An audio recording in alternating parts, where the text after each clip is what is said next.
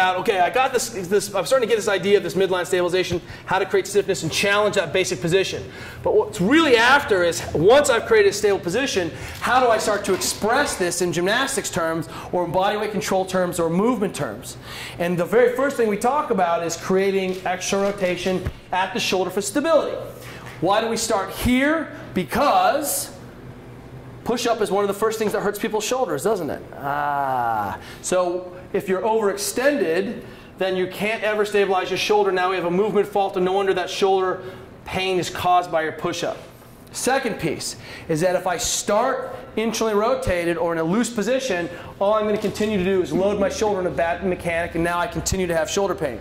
So here's what we're going to do. We're going to get hand over shoulder, finger is pointed straight forward, if I can do it. And because I need to be able to generate as much torque as I can, and that simulates even holding a barbell, doesn't it? Right? Or putting my arm overhead on a bar. So if hands straight forward, and then what I'm going to do to create stiffness at the shoulder is externally rotate, and our cue is to bring the elbow pit forward. You're doing a beautiful job of that tight position. So if you anchor your hand and try to screw your elbow pit to the sky, you feel your shoulder gets wound up and tight? That's what we're trying to do. Let's get on the ground and do it. So push-up position, and I'm going to try to really turn those elbows all the way out. And what happened to the demands of your low back? Can you see? Squeeze your butt. There it is. Did you start to overextend a little bit more when you brought your elbow pits forward? Yes. And what happens is that most of us, put your knee down for a second, most of us are very comfortable externally rotating. No problem. You know what I do? I just externally rotated past that position. And now I'm my San Francisco ballet dancer, right? Overextended and broken. My two-hand rule, hands go apart, and so I'm extending past to create external rotation instead of creating a fixed platform, which allows me to external rotate into a strong position. So what you'll see, and we'll do a demo with the rings, is that we need to be able to create that external rotation torque without surrendering the low back. And to create external rotation force is to create additional forces on the back. Why? Because rhomboids, traps, lats all have an extension moment on the back, and now I'm overextended. So I have to buffer that. That's why I've got to be tight. And look at how vertical your forearms are. Right? Do you see how beautiful they are? Remember we talked about eliminating shear?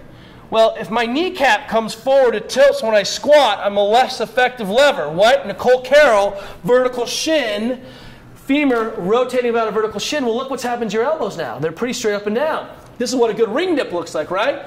Carl Paoli tells me to get my head way in front of my hands when I do my push-up. That puts me in the best position.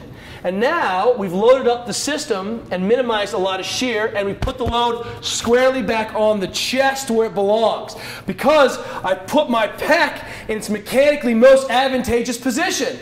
And what do I have to remember? Nothing. All I have to remember is let's get tight in the beginning, and as I descend, I enter the tunnel in a good position. Can you guys see that? Squeeze your butt, press back up.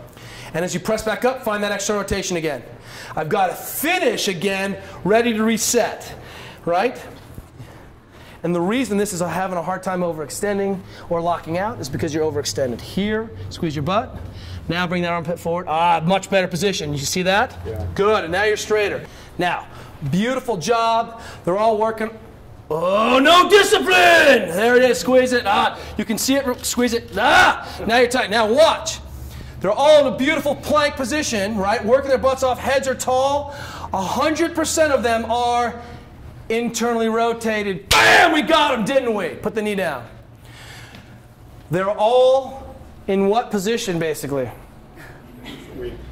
What do we call this? The Delta Bravo position, the DB position, right? We didn't have a name for it at our gym. Adrian Bosman, we were like, what do we call this shoulder position? He's like, it's the douchebag shoulder position. Because you're like, hey, what's up? You work out?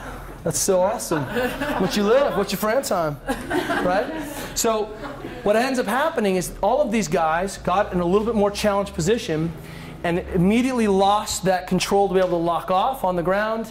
We saw what was really happening at the shoulder joint. They all internally rotated and started internally rotated. So what happens is they start to move now. All they can do is triage a bad position, and they go from internally rotated to more worse internal rotation. There's our translation. If I receive and don't finish that ring dip or that muscle up, I pull and then finish.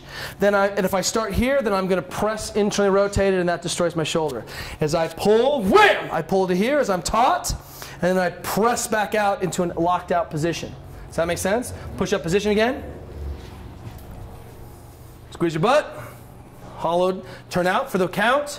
Oh, there you go. And now this becomes a potent stimulus. What's going on here? Why are you quivering? Stop that.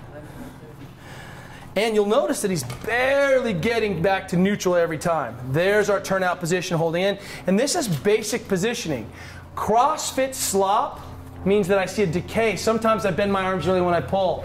I don't open up the hip all the way. I shorten the rep because you and I are going fast. Fundamental breakdowns in mechanics are fundamental breakdowns in mechanics. This position is just a swimming position. In fact, come up on your laces, you guys.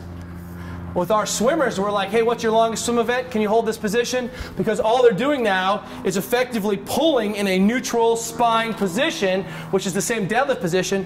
And we've lost internal rotation. External rotate for me. Good. And now let's do 10 ring push-ups. And you have to come back up for the count. You can come back to neutral, but you got to come back up for the count. Turn them out for the count. Oh, we're learning something. Staying internally rotated the whole time. Externally rotate at the top. Hold the bottom position one time for me. Hold, hold. Forearms are vertical, aren't they?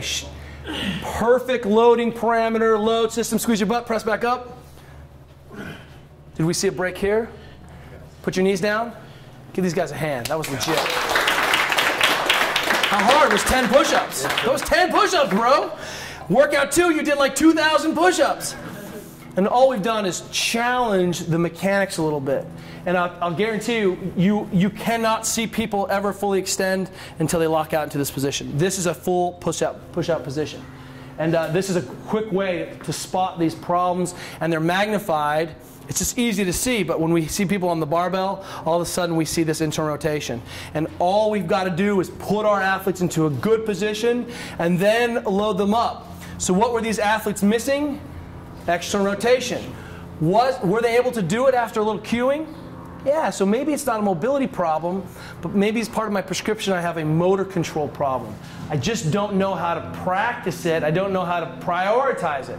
Still in the heavy-duty domain of the coach. Motor control is just as important as, hey, my hip capsule is tight. It's just as important as, hey, I'm having a sliding surface dysfunction. And we still put motor control first on, can I get my athlete into a good position and cue them up? You give these guys a few more skills transfer exercises, a few more practice, boom, everything becomes crisper, and suddenly ring push-up, bam! And I PR on my jerk, and my bench goes through the roof, and I'm playing football, and I can control someone, and I'm shooting, and I can press out and extend much more effectively.